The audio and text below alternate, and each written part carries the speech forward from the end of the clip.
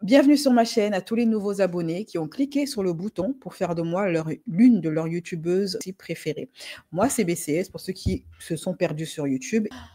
Alors, on va parler maintenant à une autre forme d'horreur, c'est celle de l'ingratitude dont l'être humain est capable aujourd'hui. L'affaire du SDF d'origine sénégalaise, Hassan, et de la philanthrope, non, on ne peut pas dire philanthrope parce que philanthrope c'est pour les riches. Comment on pourrait dire ça?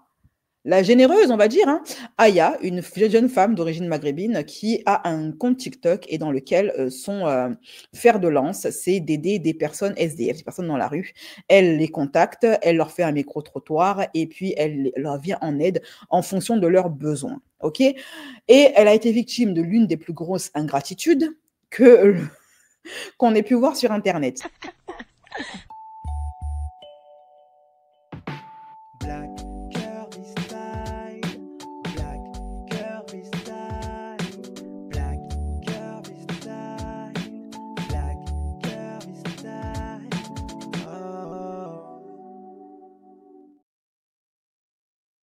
Tout d'abord, dites-moi en commentaire si vous avez déjà vu, vous êtes au courant de cette histoire ou pas, mes chéris.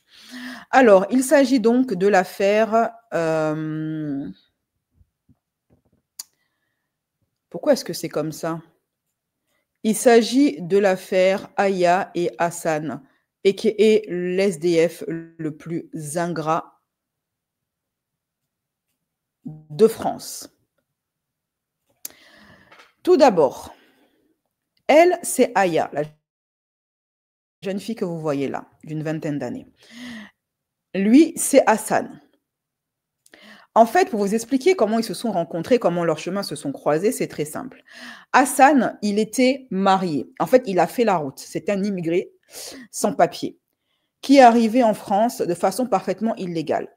Il avait une marque de vêtements qu'il avait créée là-bas au Sénégal. Cette marque de vêtements, d'après lui, il l'a également lancée ici en France. Il s'est marié avec une femme française et ça a mal tourné.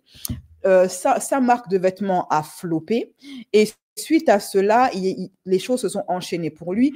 Il a eu une annulation de son mariage avec la française parce que la justice a estimé qu'il s'agissait d'un mariage blanc.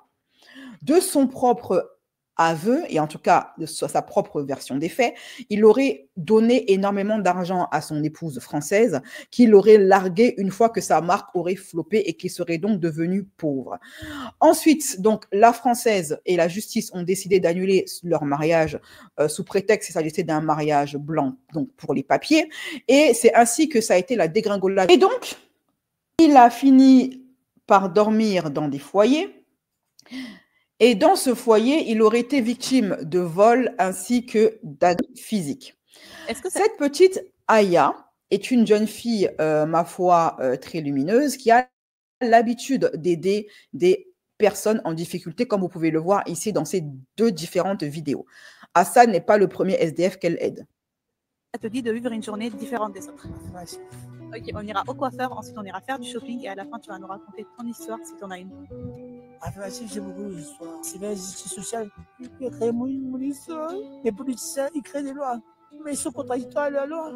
Je vous raconte tout. Il n'y a pas de souci, tu n'as pas besoin de nous dire plus, on va te prendre avec nous. Ah, vas-y.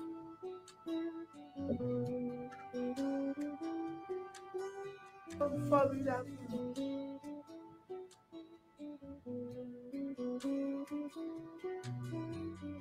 Ça va aller. Ah, merci. C'est tombé sur... Jusqu'au jour où elle est tombée sur le cas de Hassan. Donc, Hassan, c'est cet homme-là. Et quand elle a croisé, il était à la rue, donc dans un parc. Elle va vers lui pour lui demander de raconter son histoire. Et c'est là que Hassan explique ce qui lui est arrivé dans sa vie. Excuse-moi, est-ce que tu fais le ramadan? Je fais malgré la maladie. Est-ce que je peux venir chez toi? J'ai perdu mon appartement et ma marque de vêtements à cause de mon ex-femme. Je vis pour 15 jours dans un centre où je me fais et sans que le personnel n'intervienne. Tu veux bien nous expliquer un peu ta routine? Oui, je veux bien. C'est dans cette petite chambre où je dors. Je la partage avec un résident qui est très agressif. Souvent, avec la béquille, j'ai même saigné. Personne ne réagit quand tu es comme ça? Personne ne réagit. Je souffre, je pense même que c'était mieux d'être dehors, même quand je prie. Il augmente la musique à fond pour me perturber, mais je essaie de me concentrer au maximum et de trouver un moment de quiétude pour prier. Ça, c'est mon patrimoine. Je n'ai que ça, il me reste que ça. Et j'essaie d'endurer avec ça d'une belle endurance. Ton futur, comment il se passe? C'est le personnel. Selon leurs humeurs, ils te donnent à manger ou non. Quand je pas de repas, j'essaie de sortir pour faire la manche pour 3 ou 4 euros. Je pense que ça ne leur plaît pas le boulot qu'ils font et tout retombe sur nous. Ma sœur. Mais pourquoi faire ce boulot alors si tu l'aimes pas? Si tu n'aimes pas les êtres humains, sois pas bénévole dans des associations ou travaille pas dans les associations en fait. Qui est au Sénégal, moi qui l'aidais. Ça me touchait énormément parce que j'étais soutien de famille. Je me sens très ému quand tu parles de ta sœur. Et là, c'est dur. Mais, alhamdulillah, parce que le bon Dieu, il a dit, tant que tu diras Ashhadu an la ilaha illallah, Ashhadu anna Muhammad Rasulullah, je t'éprouverai. Avant, j'avais tout. Maintenant, j'ai tout perdu. Tu avais une marque de vêtements, c'est ça, hein? J'avais une marque de vêtements qui, à cause de ma maladie, avec des complications cardiaques, ma femme m'a quitté et j'ai tout perdu. Ça me gêne de demander, de profiter de la zakat pour toucher leur générosité, pour m'aider, pour que je puisse retrouver la dignité. Ce soir, je me contenterai juste d'un verre de lait et des dattes. La manche n'a pas fonctionné aujourd'hui? Non. Moi, j'ai quelque chose à t'annoncer, je voulais te dire. Alors, faut savoir que, donc là, il explique que quand il avait sa marque de vêtements au Sénégal et que et même en France, que tout marchait bien pour lui, sa marque de vêtements s'appelle Yoko. Tout fonctionnait bien, il était le soutien de famille. Il aidait sa sœur et il aidait sa famille. Il donnait même de l'argent à sa femme. Une fois qu'il a tout perdu, il a été abandonné par sa femme qui a fait annuler leur mariage pour mariage blanc. Il a été également abandonné par sa famille, visiblement, parce que personne ne le vient en aide. Il est à la rue. OK? Et vous allez être surpris d'apprendre que sa sœur est en France. Elle sait ce que son frère est devenu et elle a un logement en France. Donc là, elle va faire comme avec tous les autres. Elle va l'habiller, lui donner à manger, le faire coiffer par des coiffeurs, mais ce n'est pas tout. Dans son cas, elle a également lancé une cagnotte. Ce soir, tu mangeras bien. Tu ne dormiras pas dans le... Cette histoire-là, cette rencontre-là, elle a eu lieu en 2024, l'année dernière, pendant le Ramadan. Centre où Ça me touche. Joko, qui veut dire Joko, qui veut dire. Donc là, c'est sa publicité quand il était au Sénégal, de sa marque de vêtements. Dans ma langue wolof, une langue au Sénégal. Et comme on est dans un communiqué avec des semblables, ma femme m'a abandonné, donc je me suis retrouvé à la rue. Elle est partie comme ça du jour au lendemain. Elle est partie. Elle est là pour l'argent. Parce qu'il pensait que c'était un mariage en blanc. Au renouvellement de ma carte de séjour avec le CDI que j'avais dans un hôtel 4 étoiles. Et le cabis de la marque de vêtements a été bloqué. Et la carte de séjour n'a pas été renouvelée. Et maintenant, avec un assistant social, on essaie de tout faire avec ma maladie, de retrouver une carte de séjour pour motif maladie. Donc, j'essaie de cheminer avec Dieu, subhanahu wa ta'ala. Et je vais remonter. Grâce à votre générosité, à votre soutien. Donc, après ça, les deux ont fini par devenir un peu plus proches, un peu plus amis. Ils ont commencé à se voir régulièrement, à faire des vidéos ensemble. Parce que le cas de Hassan a touché énormément d'abonnés et du coup, beaucoup de gens voulaient en savoir un peu plus, avoir des nouvelles de lui. De résilience. Il y a des gens bien intentionnés, comme il y a des gens qui sont très mauvais. C'est vrai. Et il faut savoir que Hassan, qui est malade, il s'est retrouvé hospitalisé et Aya était allée lui rendre visite. Elle avait filmé sa visite de Hassan à l'hôpital. Tristesse et le cœur lourd que je vous annonce l'hospitalisation de Hassan, cet homme que nous avons tous soutenu. Il tenait à transmettre un message à certaines personnes.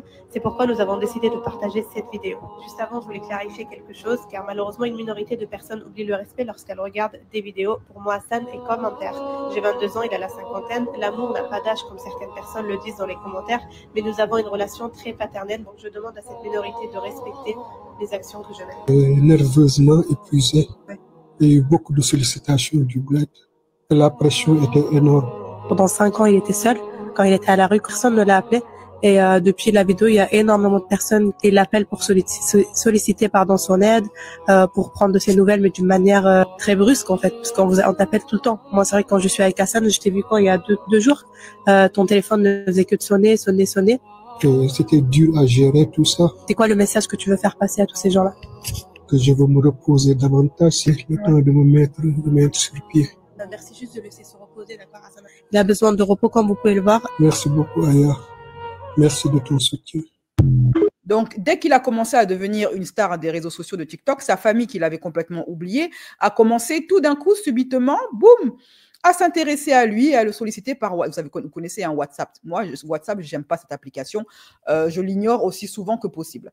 Et donc, du coup, elle a pas seulement aidé Hassan d'un point de vue, on va dire, vestimentaire et alimentaire, elle a également lancé une cagnotte. Vu l'engouement qu'il y avait autour d'Hassan, elle s'est dit, tiens, je vais l'aider financièrement pour le sortir de là et je vais lancer une cagnotte. La cagnotte, elle a atteint plus de 40 000 euros. Voici la somme qu'elle a réussi à récolter et cela en 2 jours pour Hassan. C'est pour vous dire à quel point cet homme était apprécié de ses abonnés à elle et pour vous dire à quel point cette rencontre a été, je vais pas prononcer le mot buzz parce que je trouve ça malsain, mais a été un raz-de-marée, on va dire, pour le TikTok de cette femme-là et pour la visibilité de son travail, etc. Parce que pour récolter 40 000 euros en 2 jours, vraiment, c'est que la personne, Hassan, il a touché énormément de monde. OK? Donc, une fois que la cagnotte a été lancée, elle a mis la cagnotte, elle a clôturé, entre guillemets, la cagnotte au bout de 2 jours quand elle a atteint les 40 000 euros. Et là, elle a annoncé à ses abonnés, donc que le retour sur la cagnotte, combien elle a gagné, en combien de jours, etc. Et elle a fait une vidéo également pour remercier ses abonnés d'avoir participé pour Hassan.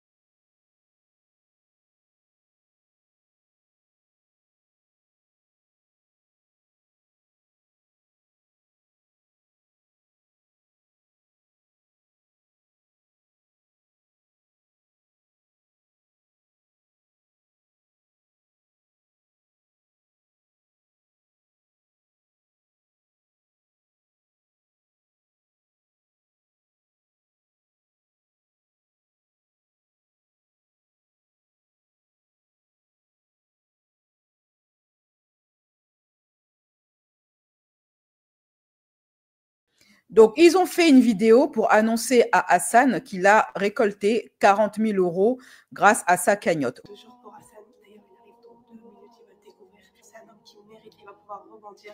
Donc, comme j'ai écrit ici, un grand merci à la communauté d'amour. Merci de l'avoir soutenu, merci de votre engagement. Je vais vous laisser. Allez, c'est parti.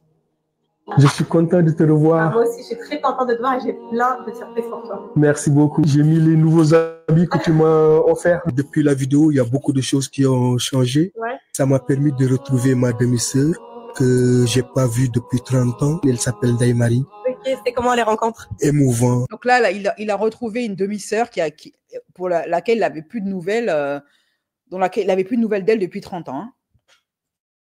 Très émouvant. Et toute la famille en profite pour vous remercier et remercier toute la communauté qui est désormais une famille. Je ne suis plus seul. Une première surprise à annoncer. Tu vas être transféré dans un nouveau centre et plus de violence. Heureux et reconnaissant. Ça va me permettre de vivre ma passion de la prière et du zikr. On va lui annoncer la somme d'argent récoltée. Le chèque, il est là. Donc Hassan, en seulement 2 jours, on a pu te récolter, moi et ma communauté, la somme de 40 000 euros. Waouh, c'est fort, c'est puissant, tout ça, c'est ému. Je vous transmets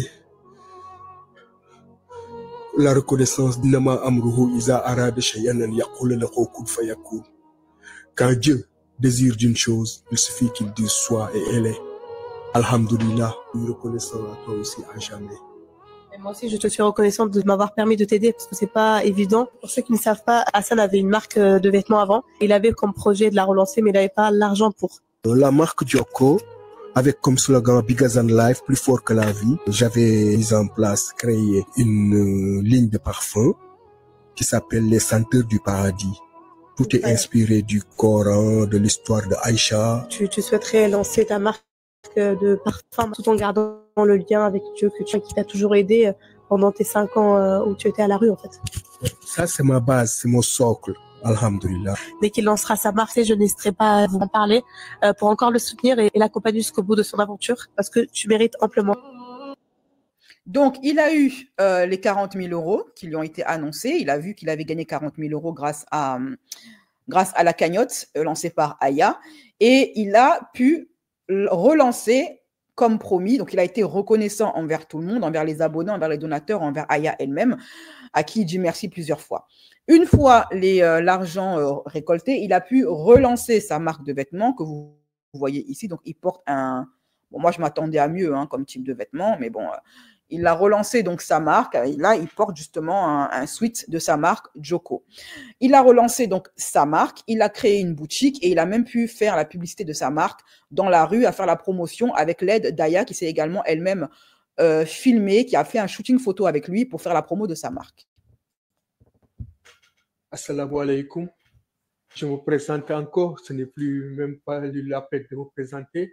C'est Hassan, un membre de la communauté, et je m'adresse encore à toute la communauté pour vous remercier de votre aide et de votre soutien que vous m'avez apporté dans les moments cruciaux. Maintenant, c'est le moment où c'est arrivé, la marque Joko est sortie avec les modèles et tout, le site internet est prêt.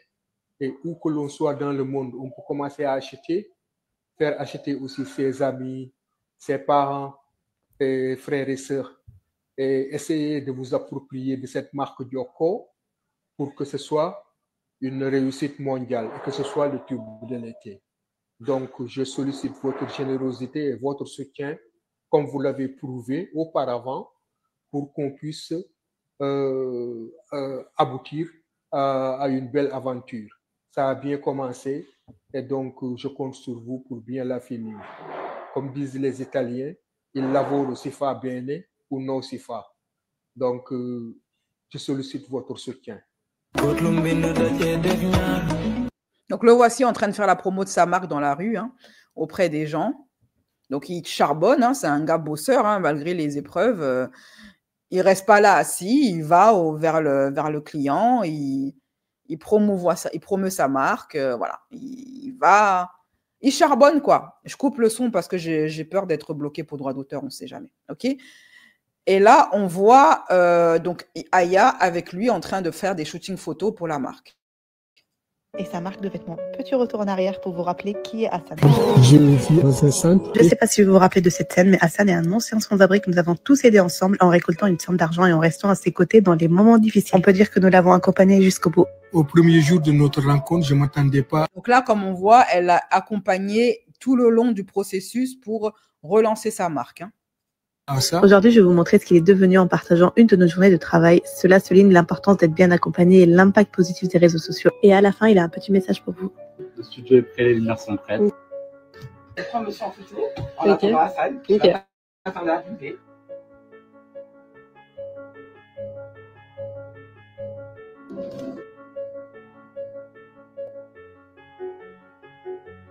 Il y a 2 mois, c'était très difficile. Je partais de rien. Donc, on a réussi. Avec Aya, on a redressé la barre. Grâce aux réseaux sociaux et à la communauté, croyez-y, croyez en vous.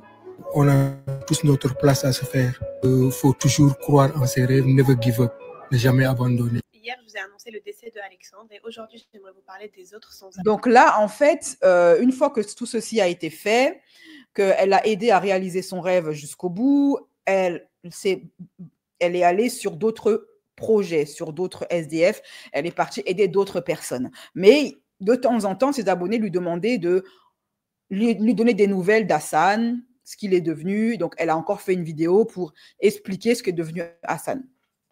Ceux qui sont devenus après les vidéos qu'on a faites, le suivi le plus ouf, enfin vraiment parce que ce qu'elle est devenue après la vidéo est juste dingue. Je les laisse pour la fin, pour laisser un petit suspense, mais aussi pour m'assurer que vous regardez tous les suivis parce que chaque sans-abri pour moi il compte énormément. On va commencer par l'histoire la plus récente. Qu'est-ce qu'il est devenu Hassan? Hassan est un sans-abri qu'on a aidé pendant le mois de Ramadan. Il habitait dans un centre où il était maltraité et il faisait la manche pour se nourrir. Après avoir fait une vidéo avec lui où on a pu lui récolter 40 000 €, il vit maintenant dans des conditions extrêmement bien. Il a aussi pu sortir sa marque de vêtements qui va sortir très très bientôt, je vous en parlerai de toute façon, mais sa vie a complètement changé et tout ça grâce à vous. Samira, qu'est-ce qu'elle est devenue? C'est une femme que j'ai... Donc, elle aide également les femmes SDF, etc. Donc, voilà. Tout se passe bien jusqu'à hier. Voilà, patatras. Elle a fait une vidéo à peu près 24 heures où elle dit qu'un des SDF qu'elle a aidé, à qui elle a donné 35 000 €, l'a beaucoup déçu, lui colle un procès, qu'il est très ingrat et qu'elle ne comprend pas son attitude et son ingratitude. Sans donner, bien évidemment, dans un premier temps, le nom de la personne. Elle a juste donné le montant de la cagnotte en question. Aujourd'hui, une personne à qui j'ai donné 35 000 € qui me met dans un état comme ça. Là, aujourd'hui, une personne que j'ai aidée, qui avait 0 €, que j'ai donné, c'est même pas moi, c'est la communauté qui a donné cet argent, mais parce qu'elle a quand même perçu 35 000 € et il n'est pas content. Ça m'affecte énormément parce que c'est une personne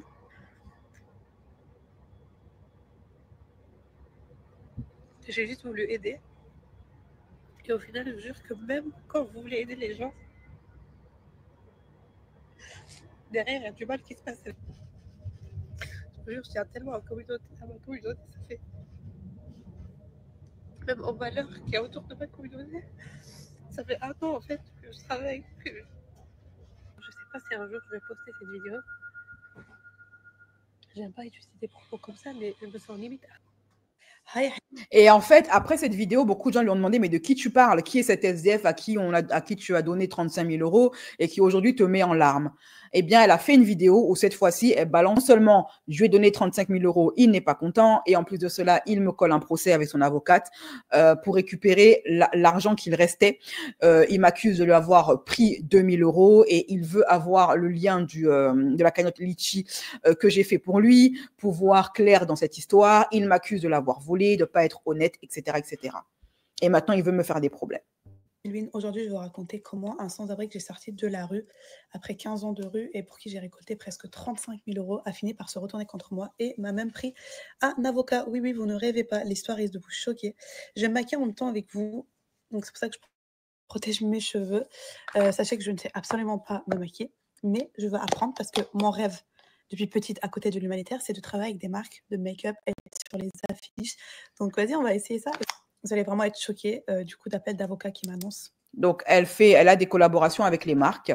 Quand elle fait des vidéos, elle parle de suspense. Je vous garde le meilleur pour la fin. C'est un suspense. Bon, on prend tout ça en compte et après, je vais vous donner mon analyse de cette histoire à la fin. Il y a une plainte quoi contre moi. C'est choquant. Bref, je rencontre ce monsieur. C'est une abonnée qui m'a parlé de lui. J'étais partie le voir et j'ai mis de la lumière sur son histoire. Donc, j'avais une cagnotte générale et à ce moment-là où je poste la vidéo, j'écris dans la description si vous voulez faire un don à Marjo, n'hésitez pas à dire ce don et pour Marjo, vous avez compris. Comme ça, je sais que c'est pour lui. Moi, je ne savais pas que la cagnotte allait faire autant d'argent. Donc, au bout de 2 jours, la cagnotte monte à 35 000 €. Il y avait déjà 2 000 et elle monte à 37. Donc, je la ferme. Et, on avait déjà. Là, elle dit qu'il y avait déjà 2 000 dans la cagnotte et elle est montée à 35 000. Bon. Assez largement suffisant pour son projet. Il avait un projet en tête. Et en fait, je l'appelle toute contente. Je lui dis Marjo, tu vas être hyper contente, ta vie va changer. On t'a récolté 37 000 €. C'est l'erreur que j'ai faite. Vraiment l'erreur que j'ai faite d'être spontanée comme ça. Et voilà, ta vie va complètement changer et tout. Donc, nous, on commence les procédures, l'aventure commence. Je commence à lui faire tous ses papiers, un compte bancaire, alors que moi-même, j'ai toujours pas fait mes papiers pour avoir la nationalité. Mais bref, je fais toutes ces démarches. Je suis présente H24. C'était un moment aussi où il était très, très malade, le pauvre, donc j'étais H24 avec lui à l'hôpital. Je vous promets qu'il y avait personne à ce moment-là de sa famille et quand ils ont entendu parler de l'argent, bien évidemment, tout le monde est revenu et ils ont Tu commencé m'étonnes. à jouer un peu avec son cerveau. Son comportement Donc commence là, elle à explique qu'à partir du moment où elle lui a ouvert un compte bancaire, fait tous les papiers pour qu'il puisse collecter les 35 000 euros, eh bien, la famille est revenue comme du miel, comme des abeilles sur du miel. Boum. changer de plus en plus. Comment vous expliquer? Quand il m'appelait pour me demander un service par rapport à ses démarches et tout, c'était comme une obligation pour moi et il y avait même plus de «s'il te plaît», enfin, il me parlait vraiment pas méchamment, mais il était très neutre. Il avait énormément changé, mais j'ai pas arrêté. J'ai continué à finir les démarches pour lui, pour qu'il puisse avoir rapidement son argent.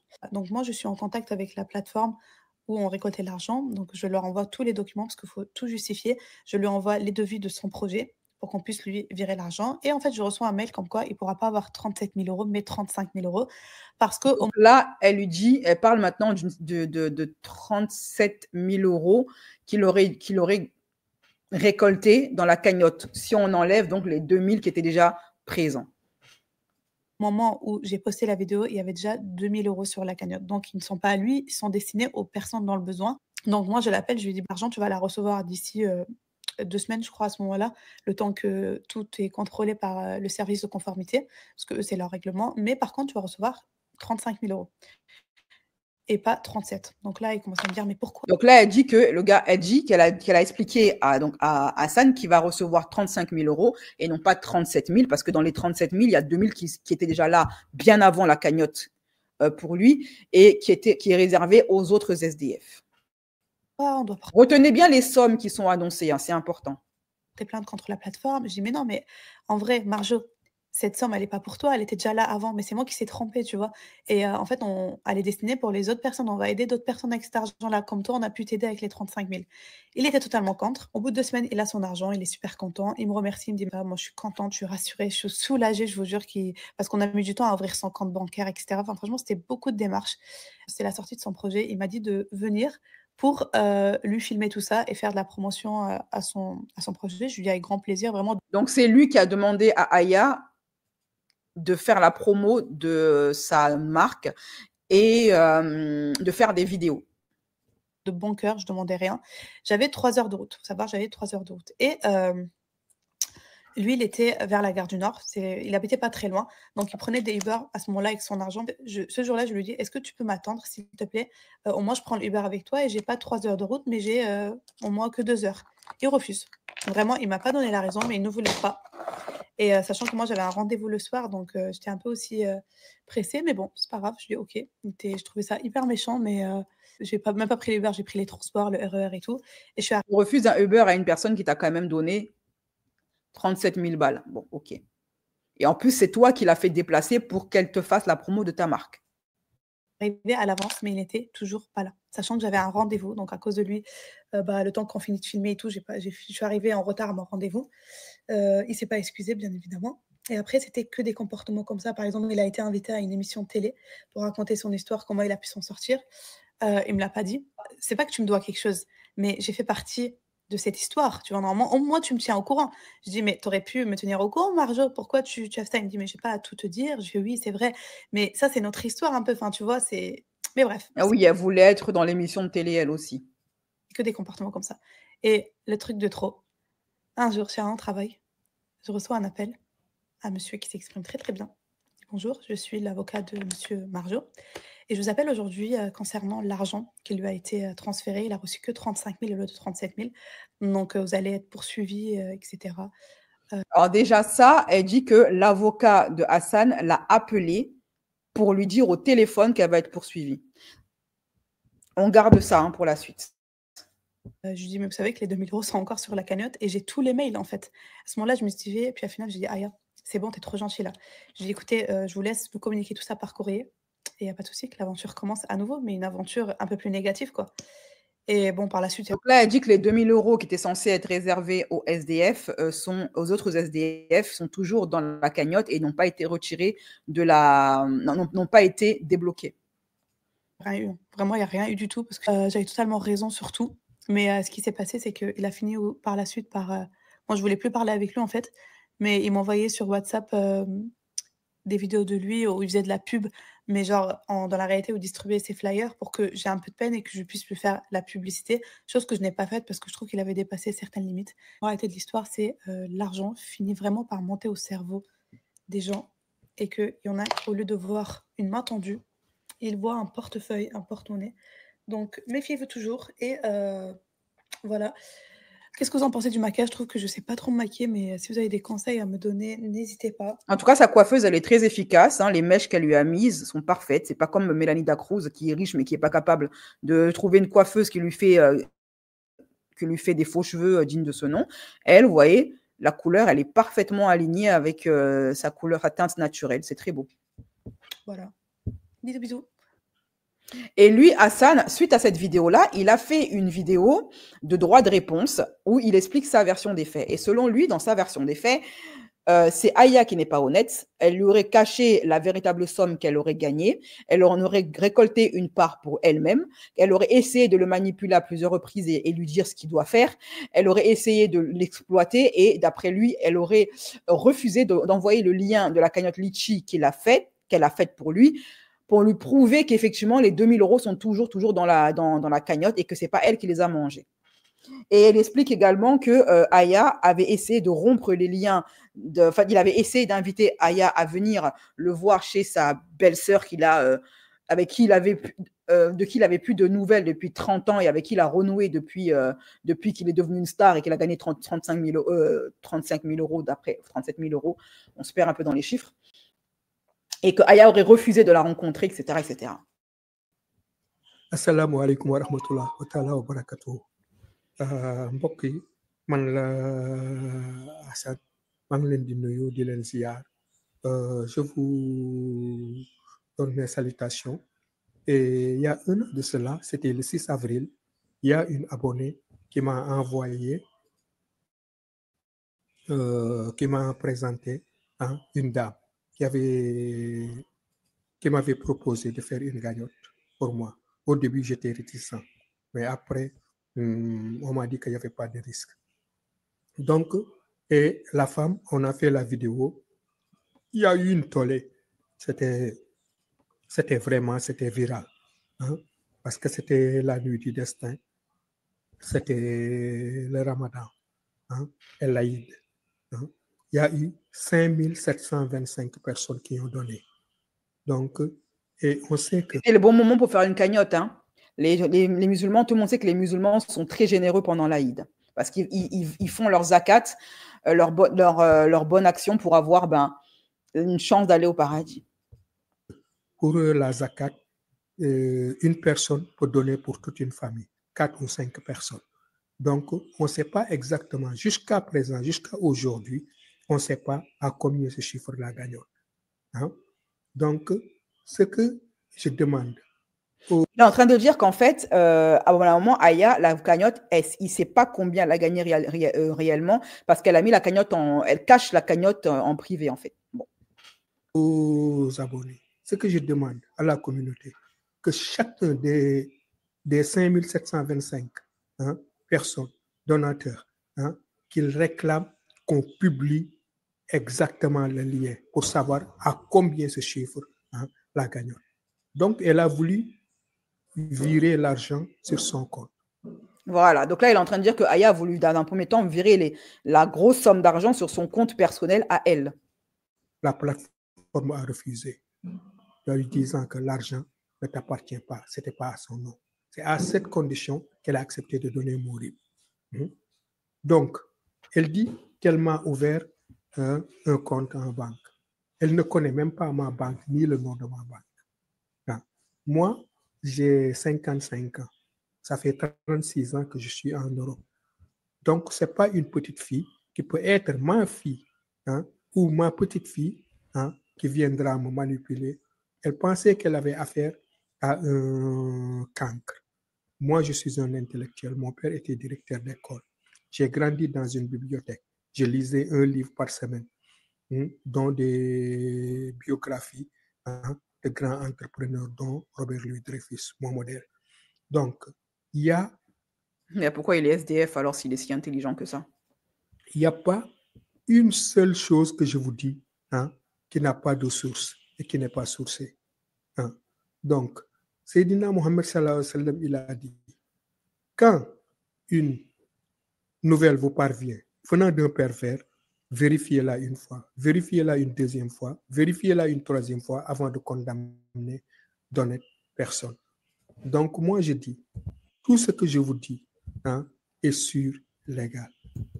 J'ai pas porté plainte contre elle. J'ai voulu j'ai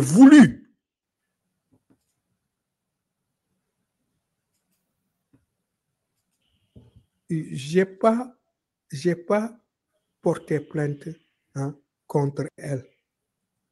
J'ai voulu, je répète encore, j'ai voulu, je parle français, porter plainte contre la plateforme pour qu'il publie les liens, qu'il collabore. Donc, elle ne veut pas. Donc, j'ai laissé tomber. Finalement, je n'ai pas voulu me disperser. Je me suis concentré sur mes affaires. Ne dépensez pas mon énergie pour des trucs inutiles.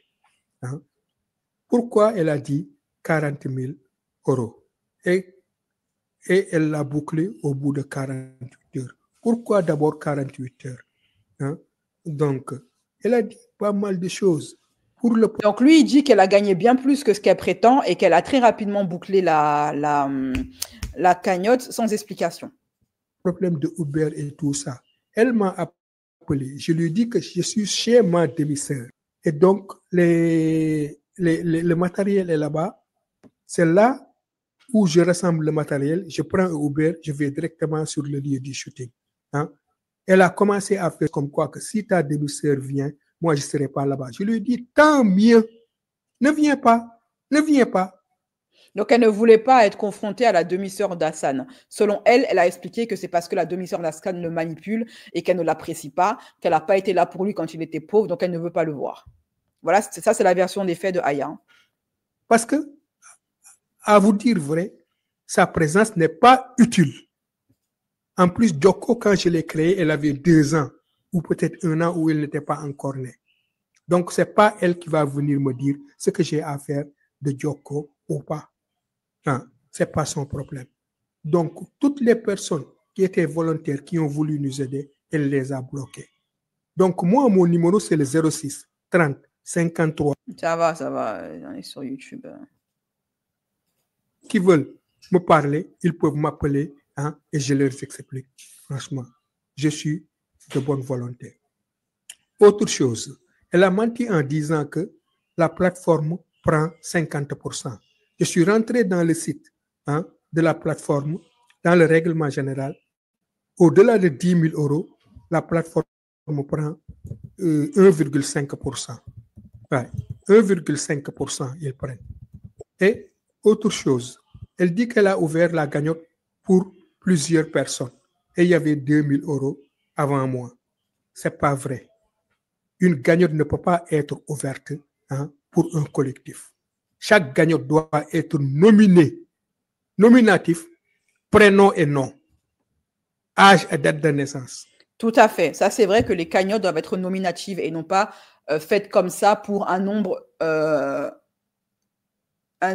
incalculable de personnes dont on ne sait ni l'identité ni quoi que ce soit. Ça, c'est vrai. Et lieu de naissance. Donc, c'est pas possible. C'est pas possible. Il faut qu'elle arrête de nous bassiner et tout ça.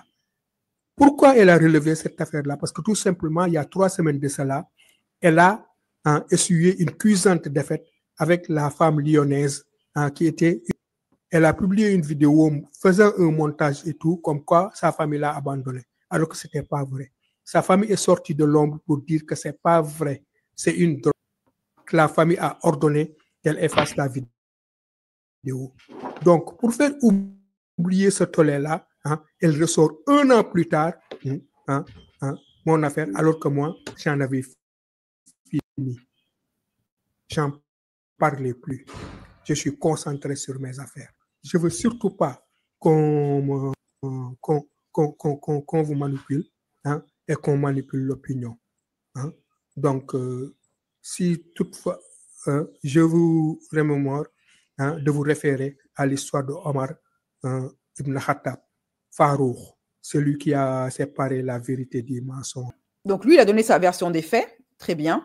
Et elle, Aya, elle a refait une vidéo pour expliquer à ses abonnés pourquoi est-ce qu'il y a tellement d'incohérences dans les chiffres de la cagnotte qu'elle annonce dans ses vidéos où elle dénonce le comportement présumé d'Hassan vis-à-vis d'elle. Récolter les 35 000 € avec lesquels il a pu sortir sa marque de vêtements et qui s'est retourné contre moi, a récemment pris la parole pour dire qu'il estimait que ma présence à ce moment-là dans sa vie n'était pas utile. Moi, je reste convaincue que si j'étais pas là, moi et ma communauté, il allait jamais avoir les 35 000 €, jamais ressortir sa marque de vêtements et il allait peut-être encore, malheureusement, à la rue. Il faut rappeler que 35 000 €, c'est un an de travail et c'est très compliqué de les avoir, c'est 8h, 18h. Donc pour moi, ça a été la facilité pour lui et c'est dommage. Après, je ne suis pas pour m'attarder sur tous les propos qu'il a dit. Je veux surtout faire passer un message à la communauté. Juste avant, je veux clarifier certaines choses. L'histoire, elle a eu lieu il y a 6 mois. J'ai pas pris la parole, je suis restée très silencieuse pour la simple raison, même si ça paraît trop gentil ou trop bizarre pour certains, je voulais pas nuire à sa marque. J'avais mis énormément d'énergie dans cette aventure et j'avais pas envie de saboter tout ça, mais je m'étais promis qu'un jour j'allais prendre la parole tout en respectant l'anonymat de cette personne. C'est pour ça que quand j'ai pris la parole, j'ai modifié son nom, certains chiffres pour pas qu'on puisse le reconnaître. Malheureusement, certains l'ont reconnu, mais c'était pas vraiment mon objectif du tout. Donc, elle dit qu'elle a modifié les chiffres pour que les gens ne reconnaissent pas qu'il s'agissait d'Hassan, c'est de Hassan dont elle parlait dans les vidéos. Elle s'est dit que si elle disait que la personne qui lui fait du mal a collecté 40 000 €, les gens allaient tout de suite faire le rapprochement avec Hassan et ça, elle ne le voulait pas. C'est la raison pour laquelle elle a modifié les chiffres. Vous êtes nombreux à me dire à chaque fois, Aya, grâce à toi, je vais plus facilement vers les sans-abri. Grâce à toi, j'aide beaucoup plus et ça me fait grave plaisir au fond de moi. Mais pour moi, je montre le positif, mais c'est aussi important de vous partager le négatif et de vous faire de la prévention. Parce qu'il y a toujours une moralité derrière cette mauvaise expérience que moi j'ai vécue, mais que certains auraient pu vivre. Aider les gens dans la rue, c'est vraiment pas facile. Je promets, c'est un domaine très très compliqué. Voire plus quand tu es exposé sur les réseaux sociaux. Parce que dès qu'il y a une histoire un peu compliquée, toi, tu es lié à cette histoire-là. Donc dès qu'il y a quelque chose qui ne va pas, tu te retrouves dans des polémiques alors que ton intention était juste d'aider. Mais si je continue, c'est parce qu'il y a eu beaucoup de positifs. Vraiment, la liste est longue entre Abdallah qu'on a scolarisé, Nathalie, pour qui on a trouvé un appartement, qui était dans une cave, il faut le rappeler, qui a aujourd'hui un CDI, et Marjo, malgré tout, qui aujourd'hui n'est plus à la rue. Et moi, honnêtement, malgré toute cette mauvaise expérience, je suis tellement heureuse pour lui qu'il ne soit plus à la rue. Vraiment, c'est comme une réussite pour vous, pour moi, pour lui. Et je reste convaincue que c'est pas une mauvaise personne. Le Marjo que j'ai connu au début était très gentil, mais c'est une fois qu'il y a eu l'argent, peut-être l'entourage, qui l'a influencé, je sais pas. Et en tout cas, je suis contente qu'il ne soit plus à la rue et c'est pour ça que je continue. Dû aussi à mon histoire que certains connaissent déjà. Moi, ça me procure beaucoup de bonheur de me dire que juste grâce au réseau et grâce à la communauté, on peut sortir des gens de la rue. Donc voilà, en tout cas, je voulais vraiment remercier toute la communauté qui s'est mobilisée pour me soutenir. Vous m'avez tellement touchée. Je ne m'attendais tellement pas à autant de soutien. Dès la semaine prochaine, on repart pour aider une personne, que ce soit sur un échec ou une réussite. On va le faire tous ensemble. C'est pas une histoire de communauté, d'origine ou de je sais pas quoi. Dès qu'il y a une personne que je rencontre vraiment dans le besoin, on va l'aider tous ensemble. On apprend juste de cette nouvelle expérience pour évoluer encore plus et pour apprendre. Alors, moi, maintenant, je vais vous donner mon point de vue par rapport à cette histoire, ok? Si vous le voulez bien. Hassan, cet homme, voilà, et Aya, je suis assez partagée, je suis assez mitigée, c'est compliqué parce qu'il y a des personnes qui sont du côté d'Aya et 99% des personnes sont de son côté, ce qui est parfaitement normal vu la dinguerie que c'est cette histoire. Et tu as de très rares personnes qui émettent des réserves. Et je vais vous donner les arguments des uns. Enfin, moi, je vais vous donner mon opinion par rapport à ça en essayant d'être la plus nuancée possible par rapport à ce que je sais du milieu des réseaux sociaux et de l'ingratitude dont certains peuvent faire preuve envers les youtubeurs et les créateurs de contenu, et également, moi, de ce que j'ai pu entendre et écouter, parce que moi, j'ai écouté les deux versions des faits avant de donner mon opinion. OK ? Alors, dans un premier temps, moi, je vais essayer de donner des arguments donc, qui vont dans le sens de Aya et des arguments qui vont pas dans son sens. OK ? Dans un premier temps, concernant les arguments qui ne vont pas dans son sens, et après, je vais finir par le meilleur. Parmi les arguments qui ne vont pas dans le sens d'Aya et qui me font douter de sa bonne foi, c'est premièrement les chiffres qu'elle a annoncés par rapport à la cagnotte. Bon, elle s'est expliquée en disant que, en fait, il y a beaucoup d'incohérences. Un coup, elle dit, je vais donner 35 000 €. Après, elle dit, je vais donner 37 000 €. Mais j'ai gardé 2 000 € pour les restes des SDF. Elle se perd un peu dans les chiffres. Or, on a tous vu tout à l'heure que ce qu'elle lui a donné, c'est 40 000 €. Elle a même apporté le chèque. Et ensuite, quelques mois plus tard, elle parle de « oui, j'ai donné 35 000 euros ». Après, elle dit « non, finalement, c'est 37 000 euros ». Donc, il y a une nébuleuse autour des chiffres. Même elle se perd par rapport aux chiffres. OK, elle lui a donné 35 000 ou elle a donné 37 000 ? Il faut savoir, dans les deux cas, si c'est 35 000 euros qu'elle a donné à Hassan, ça veut dire qu'il manque 5 000 euros parce que la somme qu'elle lui a annoncée et qu'elle est censée lui avoir donnée, c'est 40 000 euros et non pas 35 000 et 37 000. Comment tu te pointes avec un énorme chèque et tu dis à la personne, voilà la somme que tu as gagnée de ta cagnotte, c'est 40 000 euros tout rond. Et finalement, ce que tu lui donnes au final, c'est seulement 35 000 euros. Et 35 000 euros, ça devient 37 000 euros. On se perd un peu dans les chiffres. Dans tous les cas, si c'est seulement 35 000 euros qu'elle a donné, ça veut dire qu'elle a carotte 5 000 euros. Si c'est 37 000 euros qu'elle a donné, elle a carotte 2 000 euros. OK ? Dans tous les cas, il y a de l'argent qui manque dans la cagnotte qui lui est réservée. Premièrement, une cagnotte, elle est nominative. C'est-à-dire que quand on ne peut pas ouvrir une cagnotte Litchi comme ça pour tout le monde. Voilà, c'est pas une tontine, ok ? Les cagnottes, ça fait partie du règlement du site. Elles sont nominatives. Elles sont faites pour une personne, une seule et unique cause, et non pas pour tous les SDF de France. Donc, c'est pas possible qu'elle ait ouvert une cagnotte pour tous les SDF. C'est faux, ok ? Donc, la cagnotte, ça peut être que pour une seule personne. Or, selon la loi, OK, et selon le règlement de Litchi, il y a des règles. On ne voit pas des cagnottes comme ça n'importe comment. Ici, on est en France, on n'est pas au bled. Il y a des règles, que ce soit pour les cagnottes Litchi ou les cagnottes en tout genre ou pour les œuvres humanitaires. Tu ne peux pas faire n'importe quoi avec l'argent du contribuable et des donateurs. Il y a des lois qui sont là pour superviser et justement éviter les arnaques, que les personnes se fassent de l'argent sur le dos des pauvres. OK ? Donc, pour cela, il y a des garde-fous. Et les sites ont des règles, notamment la cagnotte doit être nominative pour une personne. Donc, c'est l'argent qui est collecté, c'est l'argent qui doit revenir à la personne même et non pas à celui qui a ouvert la cagnotte. Celui qui a ouvert la cagnotte n'a pas le droit à l'argent s'il ouvre pour le compte de quelqu'un d'autre. OK ? Donc, dans tous les cas, légalement, elle n'a pas le droit de recevoir 1 centime de ce qu'elle a ouvert comme cagnotte pour le compte de quelqu'un d'autre. Deuxièmement, du point de vue maintenant de la loi et non pas seulement de parce que beaucoup disent, beaucoup de noirs, parce qu'ils pensent qu'on est au bled, ils disent « ouais, mais même si elle a pris 2 000 euros, ça fait quoi ?» Non, on est en France ici. Il y a des lois. Tu ne peux pas prendre de l'argent sur une cagnotte qui ne t'est pas destinée ou sur de l'argent qui ne t'est pas destiné. Et d'autant plus, tu ne peux pas te servir de la pauvreté des gens, d'un SDF, une personne en difficulté, en position de faiblesse, pour te faire de l'argent sur son dos. On appelle ça de l'abus de confiance. C'est un délit pénal puni par la loi. OK ? Tu peux aller au tribunal pour ça. C'est un délit pénal. C'est même pas un délit, on va dire, c'est même pas civil, hein. C'est pénal. Là, on parle de peine de prison. OK ? Donc, on ne peut pas faire n'importe quoi. Et pour ceux qui ne me croient pas, on ne peut pas faire n'importe quoi avec l'argent des personnes en difficulté, des personnes dans le besoin. Et de tout ce qui est argent des associations. Voici ce qu'on appelle donc, excusez-moi, voilà. Donc,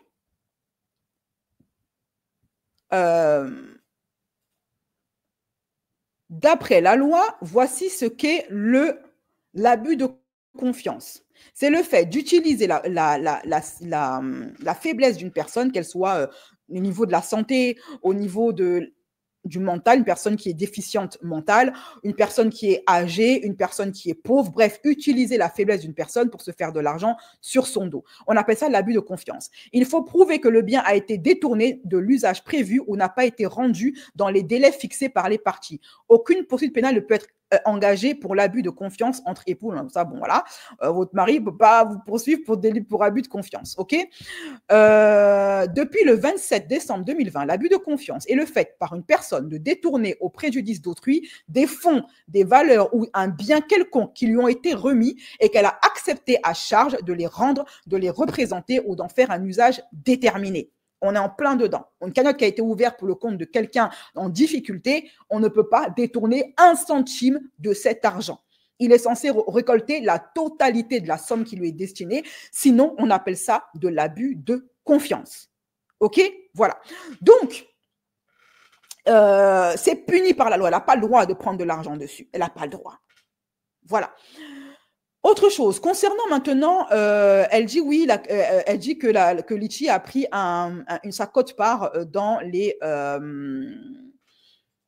40 000 euros, c'est plus de 40 000 euros hein, finalement qu'elle a récolté, c'est pas seulement 35 000 euros comme elle le dit, elle a récolté 40 683 euros très précisément, ok.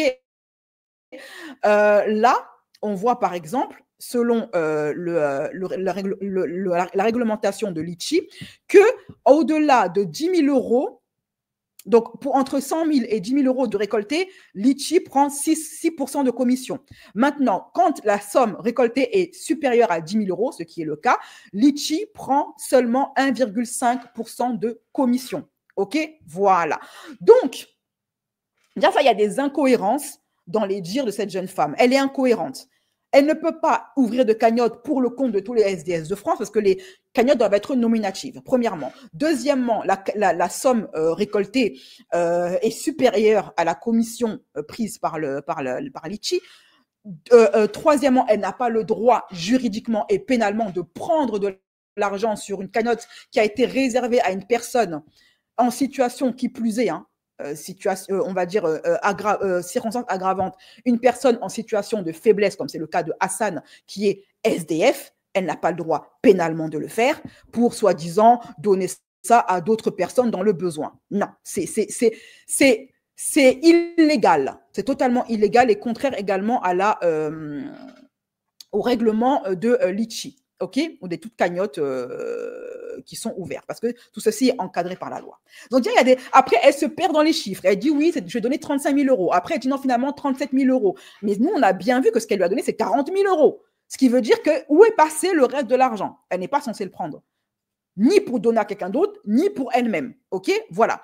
Si elle veut ouvrir une cagnotte pour un autre SDF, elle doit ouvrir une cagnotte pour cet SDF-là particulièrement. OK? Ça doit être à son nom, à cet SDF-là.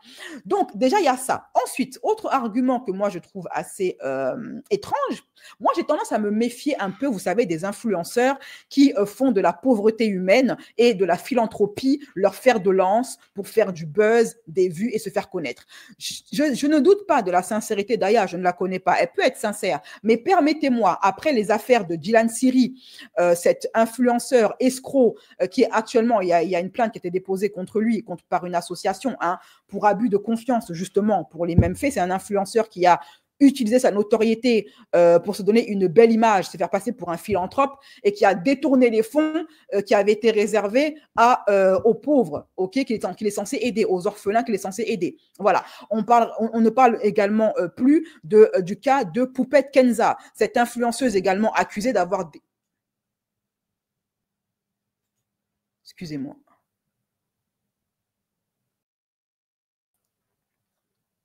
Est-ce que vous m'entendez? Excusez-moi, on m'a dit que le StreamYard me dit que ma caméra a été déconnectée. On ne parle plus non plus du cas de Poupette Kenza, cette influenceuse, pareil, qui a prétendu être philanthrope, vouloir aider les orphelins au Maroc et qui a détourné la cagnotte. Voilà. Donc, des influenceurs qui détournent des cagnottes, ça existe. Beaucoup d'influenceurs utilisent les pauvres, les personnes orphelines ou les SDF pour se faire bien voir, se donner une bonne image et en même temps en profiter pour se faire un maximum d'argent sur son cas. Donc, ça peut très bien être le cas d'Aya. D'ailleurs, ce qui me met la puce à l'oreille, c'est qu'elle se filme à chaque fois. Il y a un côté très intrusif.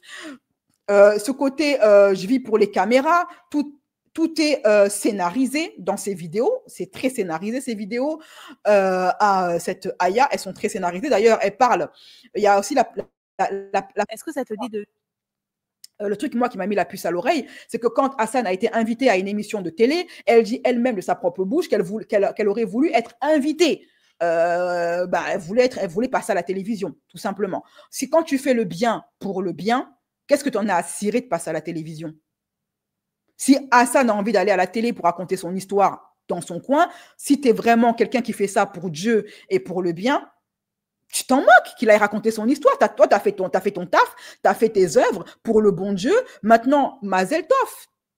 tu passes à autre chose. Pourquoi vouloir absolument être devant les caméras? Pourquoi lui reprocher de ne pas t'avoir invité à l'émission de télévision? C'est quoi? Tu recherches le buzz.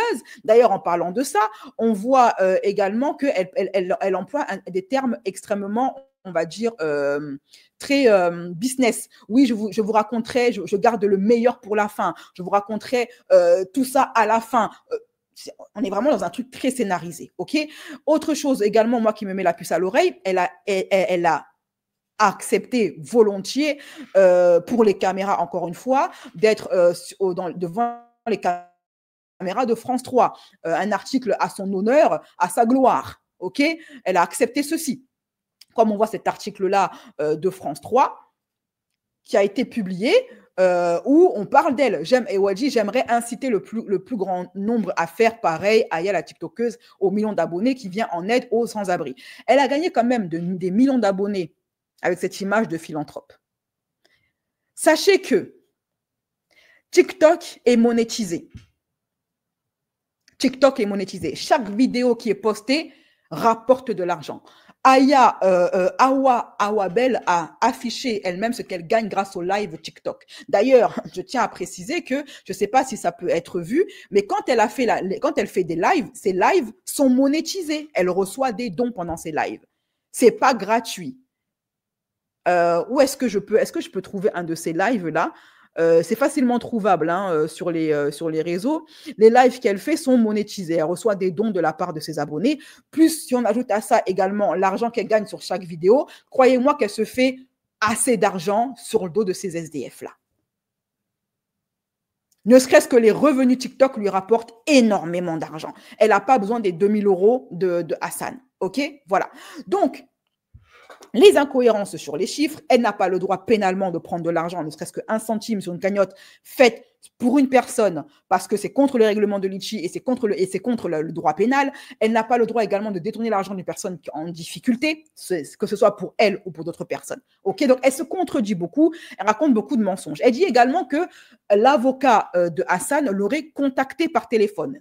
Alors, je dis, soit Hassan est un fiefé menteur et qui a essayé de lui mettre un coup de pression en lui faisant croire qu'il avait un avocat et qu'il allait lui porter plainte. Mais sachez, et je le sais de source sûre, parce que moi-même, après les problèmes qu'on m'a fait sur les réseaux, on a voulu m'envoyer en prison et me priver de mon enfant, je peux vous dire de source sûre que l'avocat de la partie adverse n'a pas le droit de contacter le client de l'autre avocat. Ça n'existe pas un avocat qui appelle le client pour lui mettre des coups de pression. Il n'a pas le droit juridiquement, c'est impossible. Tout ce que l'avocat peut faire, c'est envoyer un courrier, un email à la personne ou envoyer un email à l'avocat de la personne. Mais en aucun cas, elle a le droit de contacter, d'appeler la partie adverse, le client de la partie adverse. C'est impossible. Alors, soit c'est un faux avocat que Hassan lui a envoyé, soit elle ment. OK? Voilà. Autre chose aussi, moi, qui me met un petit peu la puce à l'oreille, c'est que effectivement, Hassan n'a pas menti. Elle a été épinglée, notamment par un YouTuber qui en a fait une vidéo pour une histoire concernant une autre SDF, où elle a été attrapée en train de raconter des bobards et elle s'est retrouvée dans la sauce. La vidéo, elle est toujours disponible sur YouTube. La voici ici. OK? Voilà. Vous pouvez voir la vidéo, hop, ici, très précisément. Donc, ce YouTuber qui est un YouTuber gossip, qui a pour habitude donc, de parler de tous les TikTokers qui sont dans la sauce. Elle est dans la sauce à cause d'un nana. Et si vous regardez bien la description de sa vidéo, il explique clairement, je n'ai pas regardé la vidéo parce qu'on ne sait jamais, on a vraiment agi comme la Aya, elle n'est pas en tort juridiquement, question. Aya est totalement en tort, je suis désolée, c'est quoi tout ça, blablabla. Donc, elle a été épinglée quand même hein, pour des faits pour des faits problématiques par rapport à son œuvre humanitaire. Autre chose aussi, moi, qui me met la puce à l'oreille, elle a fait son truc pendant le Ramadan. Et ça, pendant l'Aïd. Elle a bien calculé le moment de lancer la cagnotte parce qu'elle sait en tant que musulmane que c'est la période pendant laquelle les musulmans sont les plus généreux. Est-ce que c'est un fait exprès ou est-ce que c'est un hasard? C'est la question que moi je me pose. Autre chose aussi, cette histoire, elle date d'il y a plusieurs mois. Il n'y a pas eu de retour. Elle n'a pas été au tribunal, finalement. Hassan a dit qu'il n'a pas porté plainte. Il ne s'est rien passé. Quand bien même Hassan lui aurait fait tout ça, il n'aurait pas voulu lui payer un Uber, se serait montré un peu plus dur, un peu plus ingrat, un peu plus exigeant. Ça fait 6 mois cette histoire. Pourquoi t'en parles maintenant? Deuxièmement, alors qu'il n'y a même pas eu de conséquences juridiques, tu n'es pas allé en prison, tu n'as pas été en garde à vue, il ne s'est rien passé. C'est juste des chicaneries qui auraient pu s'arrêter là. Pourquoi en parler si ce n'est d'attiser la haine envers cet homme? J'aurais pu comprendre qu'elle en parle si c'était allé trop loin. Moi, j'ai fini par parler de mes problèmes parce qu'on m'a envoyé en garde à vue. On m'a envoyé en garde à vue, on allait jusque-là. La haine, la jalousie envers moi, c'est allé jusque-là. Et on a lancé des demandes à ce que les services sociaux m'arrachent mon enfant. Moi, on est allé jusque-là. Moi, il y a eu des conséquences réelles. Mais là, elle, il n'y a pas eu de conséquences. Elle aurait pu tout simplement, comme elle le dit si bien, aider les SDF, c'est pas facile. Des fois, il y a des couacs, des fois, ça se passe bien, des fois, ça couac. Bon, ben, s'il n'y a pas de conséquences réelles, tu coupes les points avec la personne, tu passes à autre chose. Pourquoi t'en parles? Si ce n'est pour pousser les gens à le détester. Pourquoi tu veux que les gens le détestent? Tu pouvais le laisser dans son coin. L'histoire, ça fait 6 mois, 8 mois, comme elle le dit si bien. Pourquoi remettre ça sur le tapis? Alors, ça, c'est pour les arguments qui, moi, me mettent le doute par rapport à cette jeune fille. Voilà. À son histoire qui a pas mal d'incohérences. L'autre côté maintenant, qui vont dans le sens de cette jeune fille, premièrement, je suis très bien placée pour connaître à quel point les hommes noirs et particulièrement les Sénégalais peuvent être très ingrats. J'en ai fait moi-même les frais. Ok, je ne vous ai pas caché mon histoire par rapport au père de mon fils. C'est des personnes, en fait, ce sont des paniers percés. Tu leur donnes le doigt, ils vont te prendre le corps, jeter les os et après dire que tu n'as jamais rien fait pour eux. Ouais. Les hommes sénégalais, et là je parle du Sénégal parce que le gars est sénégalais, peuvent se montrer gentleman si tu tombes sur le bon, tout comme, en fait, il n'y a pas de juste milieu avec les Sénégalais. C'est soit tu tombes sur le pire, soit tu tombes sur le meilleur. Voilà, il n'y a pas de juste milieu. Soit ils sont meilleurs, soit ils sont pires. Et malheureusement, il y a beaucoup de vices chez les mauvais d'entre eux. Il est très vicieux, très manipulateur, très ingrat. Autre chose, maintenant, lui, il met sa famille en avant. Oui, ma demi-sœur, ma demi-sœur. Où était ta demi-sœur quand tu étais dans la rue? Où était sa demi-sœur quand il était dans la rue? Sa famille a commencé à lui parler quand il est devenu une star. Et ça lui dit rien. Ça ne lui dit absolument rien. Okay? Ensuite, il met beaucoup en avant le fait qu'il a fait des études. Oui, moi, machin, nanana. Ça démontre, vous savez, l'orgueil. L'orgueil, surtout quand il est mal placé, ça démontre souvent une personne de mauvaise foi. Les gens orgueilleux sont souvent des personnes mauvaises. J'ai fait des études, j'ai lu des livres de grands économistes. Moi, j'ai fait moi. Mais pourquoi tu es SDF alors si tu es si intelligent que ça? Les gens imbus de leur personne, il faut s'en méfier. Il faut s'en méfier. OK? Premièrement. Très imbu de sa personne. Donc, honnêtement, je ne serais pas surprise qu'il ait effectivement fait preuve d'ingratitude envers cette jeune fille à lui réclamer plus que son dû. OK? Autre chose aussi, moi, que je trouve absolument... Enfin, il dit, j'ai pas besoin de son aide, elle m'a pas aidé. Pourtant, on a bien vu dans les vidéos qu'elle a aidé pendant tout le processus. Maintenant, tu dis non, mais j'avais pas besoin d'elle. Sauf que sans elle, tu n'aurais pas eu de lumière et donc du coup, il n'y aurait pas eu de cagnotte et donc du coup, tu n'aurais pas eu d'argent. Ça, je trouve ça un petit peu culotté quand même de sa part. OK? À la rigueur, que tu sois quelqu'un d'un petit peu gourmand, bon, mais sois un minimum reconnaissant, évite d'être injurieux vis-à-vis d'elle. De la pointer du doigt pour X ou Y raison. Et pour la même chose que j'ai dit pour elle, et je vais dire pour lui, si vous avez des chicaneries, eh bien, rien que par respect pour ce qu'elle a fait pour toi, t'en parles pas. Après, lui, dans son cas, c'était un droit de réponse. En fait, il a fait cette vidéo-là après qu'elle l'ait lynché sur les réseaux et qu'elle a lâché les chiens sur lui. Je peux comprendre, il a le droit d'avoir un droit de réponse. C'est normal, OK? Parce que tout le monde est en train de lui tomber dessus en Afrique, machin, etc. OK? Autre chose aussi, il faut savoir que dans la vie, Dieu, des fois, il y a des SDF, ils ne sont pas à la rue pour rien. Si leur famille a coupé les ponts et que rien ne va dans leur vie, il y a des personnes, ils cherchent les problèmes. C'est pas tout le monde on aide. Moi, j'ai compris ça. Le jour où j'ai vu de mes propres yeux, quand j'étais enfant, j'avais 12 ans à l'époque, un SDF, homme blanc, en train de dire, sa famille, sa mère, sa fille, sa femme était en train de le supplier de rentrer à la maison. Et c'est lui qui a dit non, je ne rentre pas, je ne veux pas rentrer à la maison.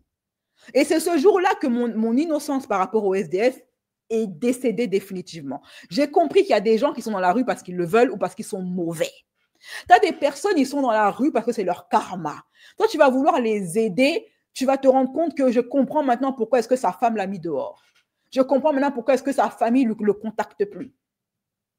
Il y a des personnes, Dieu sait pourquoi il leur donne des maladies, la pauvreté, c'est leur retour de karma. Tu veux venir ramasser ça pour mettre ça sur ton dos, tu vas comprendre pourquoi tout le monde leur a tourné le dos. Il y a des personnes qui sont de véritables victimes, mais tout le monde n'est pas victime. Il y a des personnes, c'est leur karma. OK? Et lui, vu son attitude arrogante, un but de sa personne est gonflé. Et puis, il parle beaucoup de religion. Hein. Il y a beaucoup de Allah, Allah, Allah. Moi, je me méfie des gens qui disent beaucoup Allah. Hein, c'est un peu comme les menteurs qui disent beaucoup, je te jure. Moi, je me méfie. Moi, j'ai connu ça, le père de... Enfin, voilà, les mecs, les musulmans qui disent beaucoup Allah, Allah, il faut s'en méfier. Les grands allatiseurs ne sont pas forcément les meilleurs. Et d'ailleurs, je constate que plus ça dit Allah, plus ça jure Wallah, plus ça ment, plus c'est escroc, menteur, dégénéré et tout ce qui va avec. OK? Voilà. Souvent, les Allah, Allah, Allah qui disent Allah à toutes les phrases, à toutes les sauces, là, qui mangent Allah au petit déjeuner, au matin, midi, soir, c'est eux qui font les pires dingueries. C'est pareil chez les chrétiens, pareil. Ceux qui disent beaucoup Dieu, Dieu, Dieu, qui chantent à l'église, c'est eux que tu entends qui crient plus fort que tout le monde. C'est eux qui font les pires dingueries. Voilà. J'ai tendance à me méfier de ce genre de personnes. Et il dit beaucoup Allah, le fameux Hassan. C'est pourquoi? C'est pour amadouer les gens. Faire croire qu'il est pieux, qu'il a un bon fond, qu'il est croyant, qu'il ne peut pas faire ça. Lui, c'est quelqu'un de bien. OK? Voilà. Et concernant son mariage blanc, il dit, ouais, ma femme m'a mis dehors, mariage blanc. Le gouvernement ne balance pas mariage blanc comme ça au hasard. Hein. Il y a forcément des éléments qui a tenté à prouver que ce gars-là était un escroc qui a dû se servir d'une femme blanche pour avoir les papiers, raison pour laquelle tout a été coupé. Voilà. Surtout qu'il dit que c'était il y a 30 ans. Il y a 30 ans, les lois étaient vis-à-vis des mariages avec des immigrés étaient beaucoup plus laxistes. Donc, s'il s'est fait virer, c'est qu'il est, il est en tort. Il est en tort. C'est tout. Voilà. Pour moi, je pense que j'ai dit tout ce que j'avais à dire dans cette histoire. Je pense n'avoir rien oublié. J'ai essayé vraiment de mettre de la nuance dans tout ça. Moi, au final, je dis que c'est le bon Dieu qui sait qui a tort et a raison. Moi, ma conclusion, c'est que les deux ont tort. Voilà. On a affaire à deux personnes, un but d'eux-mêmes, cupides, qui veulent berner les gens en se faisant passer pour quelqu'un de bien et qui, en fait, cachent des sentiments humains. Voilà, c'est-à-dire la cupidité. Voilà, chacun a voulu être cupide à sa manière. Ils ont voulu jouer. En fait, on a tombé sur deux escrocs qui ont voulu jouer à qui est le plus escroc des deux. Voilà, moi, ma conclusion de l'affaire. Et je ne me fais pas berner par des jolies bouilles, des jolis visages, des pleurnicheries. Non, moi, je ne suis pas dans ça. Voilà. Si vous vous faites facilement berner par des pleurnicheries, des petites bouilles enfantines, non. Moi, la vie m'a tellement giflé que je me fais pas berner facilement. J'ai mis des réserves. Maintenant, on verra avec le temps. Voilà, qui a tort, qui a raison, la vérité finira toujours par sortir. Je vous fais des gros bisous, mes chéris. Prenez soin de vous. Et on se donne rendez-vous sur ma chaîne Horreur pour avoir notre live Zap Actu, peut-être dans la journée, peut-être ce soir, parce que là, je suis fatiguée. OK? Prenez soin de vous et à très bientôt.